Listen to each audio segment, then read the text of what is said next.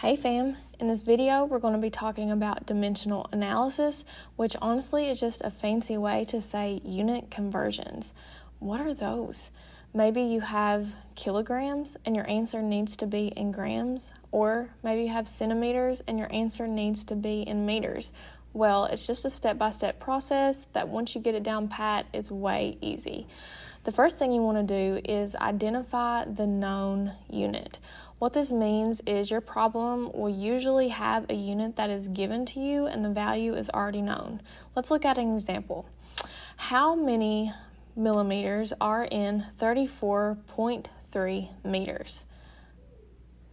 What do you think? The known unit would be the number and the unit that's already given to us.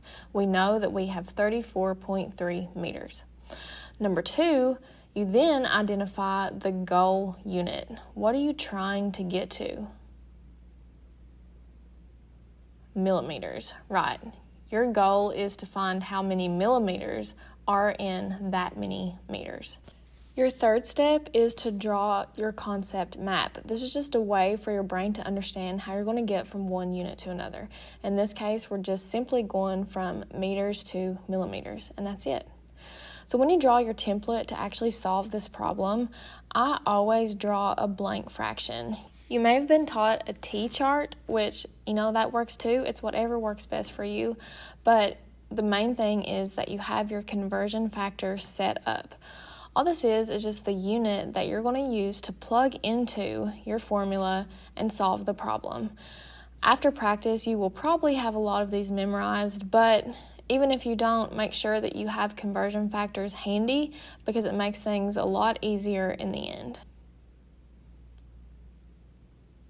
Okay, so we know that we're going from meters to millimeters. Our conversion factor here is that 1 meter has 1,000 millimeters. So we're going to plug this into our fraction, but how did I know to do it that way? Well, your known unit always goes on the bottom. This is also called the denominator, but your known unit is going to go there. And then your goal unit, so what you're trying to find, is going to go in the numerator. It's super easy to mix those up, so let's find a way to memorize that. Think about an ice cream cone.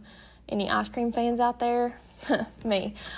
So if you have an ice cream cone and say you get 2 scoops, okay? You have one of strawberry and then, is grape ice cream a thing? Anyways, the scoop that you want is going to go on top of your ice cream cone, just like the unit you want to find is going to go on top of the fraction. If you have your own mnemonic, you can use that too. Then the last step, you just multiply through. You take your 34.3 meters, multiply by everything on the top, and then divide by the bottom. In this case, you're just going to do 34.3 times 1,000. You can just move your decimal place over or use a calculator if you'd like. But either way, we now know that there are 34,300 millimeters in 34.3 meters. Always check through your steps, and then once you have that, you should have your answer. Guys, practice makes perfect. It's okay if you don't understand everything I just talked about. We'll do it together and you'll learn. Great job.